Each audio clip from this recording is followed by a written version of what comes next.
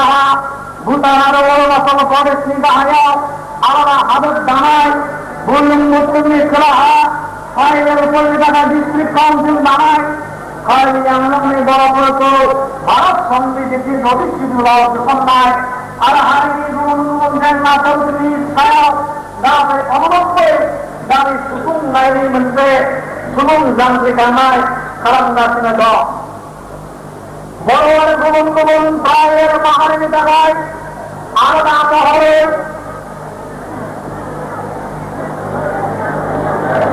आलादा नखर हादर दानाय आरो बर' माहारिखौ बुहुमाव गेदेमा माहारि महरै गायसननायनि थाखाय एकजुनि बे सोमावसारनाया मोनसे जारिमिनारि सोमावसारनाय आरो सुबुंनि बिग्रायखांनाय।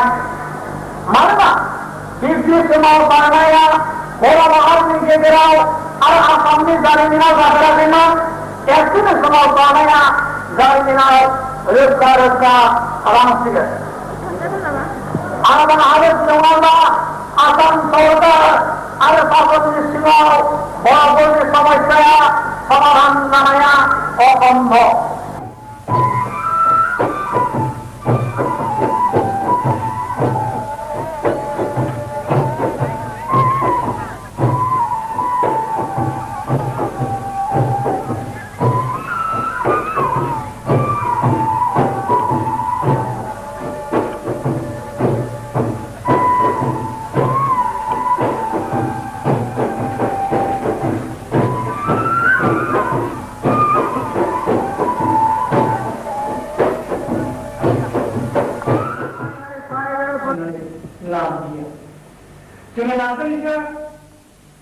भारतनि गोदान प्रधानमंत्री विश्वनाथ प्रताप सिंह और होम मिनिस्टर मुफ्ती मोहम्मद साहेबनो मेमोरेंडम होदों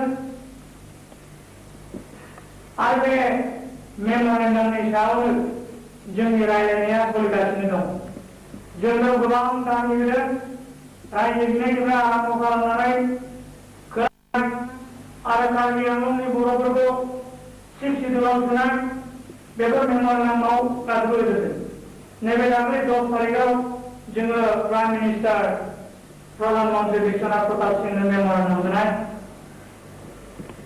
लोगो हमदों। जोङो प्रधानमंत्री गोदानखौबो बिथांजोंबो जों रायज्लायबाय आरो होम मिनिस्टार गोदान मुफ्ती मोहम्मद साहेबजोंबो जोङो लोगो हमबाय आरो बिथांजोंबो जों रायज्लायो।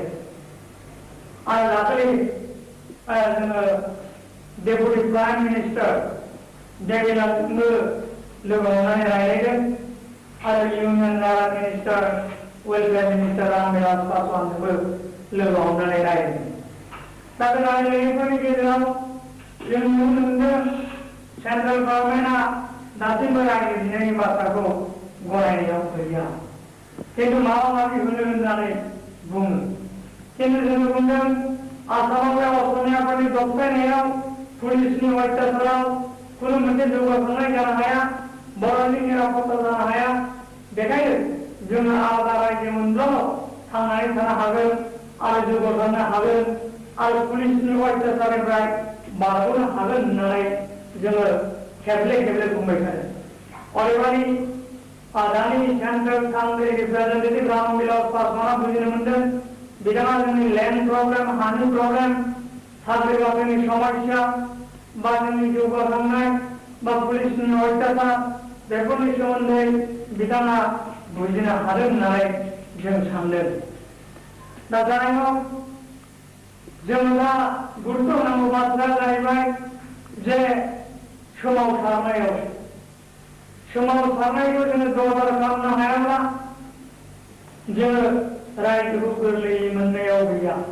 जों बेखौ दा स्पष्ट नुनो मोनदों आरो हयथ' रायजो मोननो थाखाय एसे गोलाव सोमावसारनांनो हागौ। जे सोमावसारनाया हयथ' 5 बोसोरबो जानो हागौ, 10 बोसोरबो जानो रायजोखौ जों मोनगोन। दिनै पान्जाबाव 10 बोसोर जालांबाय, थेवबाबो जेबो मोनसे जायाखै आरो काश्मीरावबो दा बेबायदि मोनसे सोमावसारनाय जाखांदों। जोंनावबो हयथ' बिब्दिनो मोनसे गोख्रों गोलाव सोमावसारनाय